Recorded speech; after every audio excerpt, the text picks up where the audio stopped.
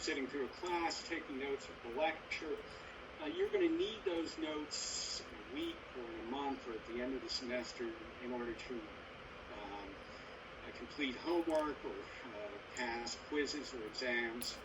But here you can only take very short notes, and they need to only help you remember the information for a couple of minutes. You don't need to go back to them at any time. You know, notes in a lecture class, typically you go back after class and maybe fix the notes up so they're more understandable. But you don't have to worry about that here. You just need to take down enough information that it helps you remember, you know, in some cases, a minute or two, maybe in the maximum case, 5 minutes after you've heard or read something. Okay, so first we're going to look at, and I'm not going to go through this in detail. You can sort of study on this on your own when we're doing some exercises.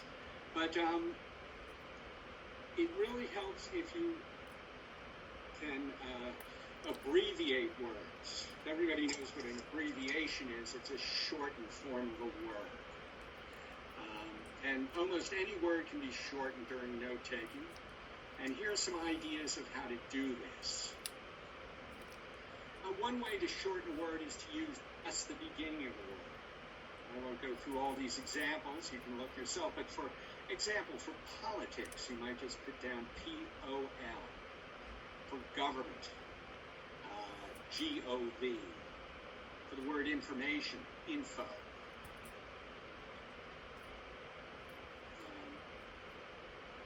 Another way to abbreviate your words is to use the beginning of the word with the final letter.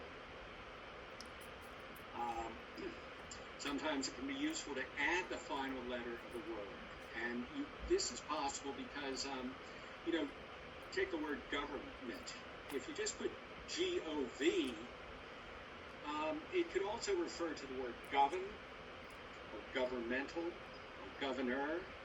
So if you want to remember for certain it's government, you might do G-O-V-T or G-O-V''T. And put the apostrophe there to show that there's something missing between those two letters.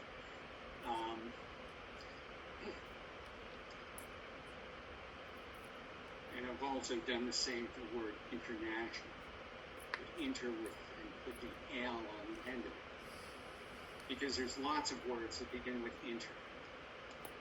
Okay, another approach is to just omit vowels. And don't use any of the vowels. So problem becomes P-R-B-L-N. School becomes S-C-H-L. Okay.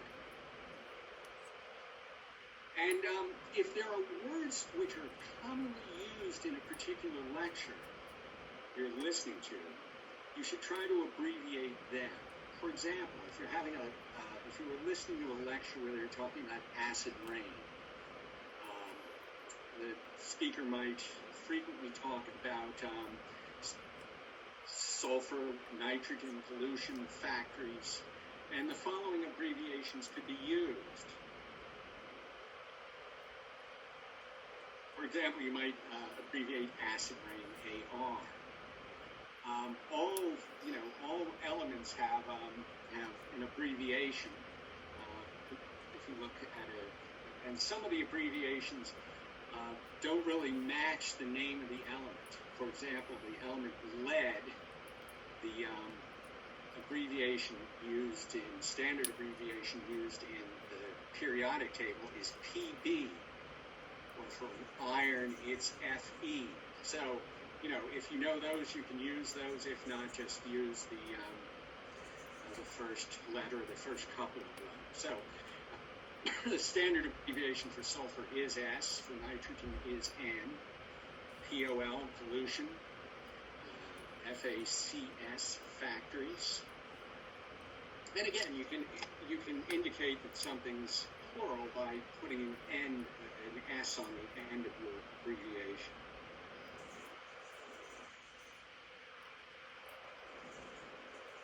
Okay, another thing went too far here. Another thing you might want to abbreviate is ing and ed endings. And that's normally done, let's say you're having the word checking. You might say CKG for checking, or for checked, you might do CHD. You might put, people frequently will put an apostrophe between the last letter of the base word and the G or the D at the end, as shown in this one here. Here you've added a little more information. Instead of just a G for ing, you've added NG, and for ED, you've added an ED. So, but again, still abbreviated, the whole word is abbreviated. Okay, another thing that's somewhat useful is getting to know some standard abbreviations for things. So there's widely accepted abbreviations for many words, and a common example is the word incorporated, which often comes at the end of a company name. And its standard abbreviation is INC. Similarly, they use limited the same way in England and some of the English former colonies, and that would be abbreviated LTD. I think that Samira is having, okay, and so knowing the more common standard abbreviation makes notes taking quicker and the notes themselves more understandable. And that's one thing you probably want to think about as you practice your note taking. You can abbreviate words any way you like, but it's a good idea if you sort of, every time you abbreviate a particular word, you abbreviate it the same way.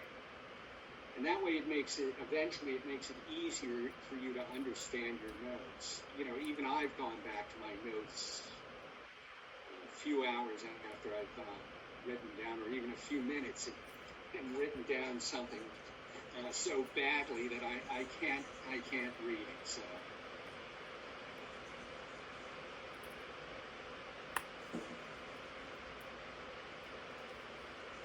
Okay, so I've given you a list of common symbols and abbreviations. I'll go through a few of them just as examples, but we're going to be doing an exercise like this, and I'll give you a few minutes beforehand to look over the symbols and abbreviations before we do the exercise. Again, you can have a left or right arrow. A right arrow could mean leads to, causes, which indicates you're showing a result of something. If you have a left-hand arrow, it might mean caused by, or because of, showing the reason for something. So basically the two arrows are very useful for cause and effect. You can have an up arrow, which could mean increase, more, go up, up. And a down arrow, which would be decrease, less, go down. Then we have, this is an equal sign.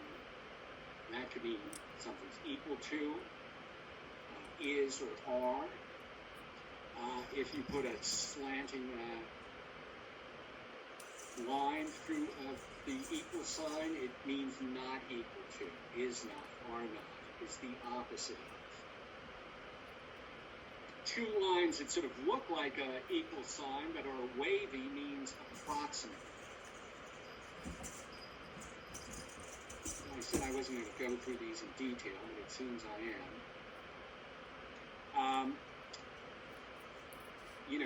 The arrow, the sort of delta shape or arrow shape without a shaft pointing to the right means greater than. If you have two of those symbols, it could be much greater than. one of those symbols would be less than, and if you put two of them, it'd be much less than. And now we're getting into some that you may or may not want to use. These are sort of a little more obscure. Therefore is a pyramid of three dots with the one dot on top. Because is similar, but it's just therefore upside down. The base of the pyramid is facing up, and the tip of the pyramid is facing down. A ditto, this is sort of a good one to know, is ditto if you're, for example, you're having to make a list of something. Professor, will you have an example of how these are used in the notes? Oh, yeah. We're going to look at that shortly here. Okay.